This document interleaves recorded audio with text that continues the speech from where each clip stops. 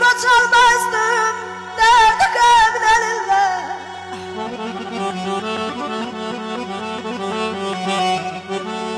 Kaçalmazdım derdi kabinelinde. Gözyaşımı sileseler kocaldım.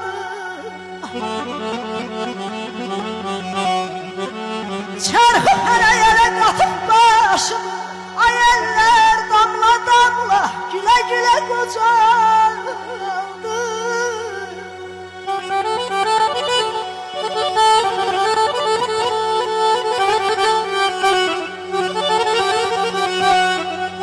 Ay doğma gezdim yan kapısın değmedi. Doğma gezdim yan kapısın değmedi. Yaltaklığın libasını giymedim.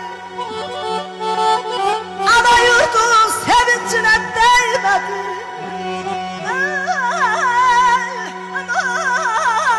Ay bana.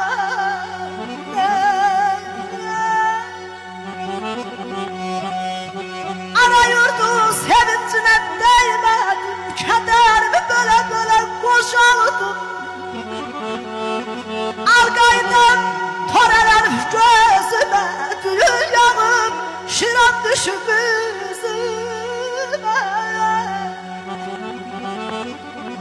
Ay bahteleşe divan tutup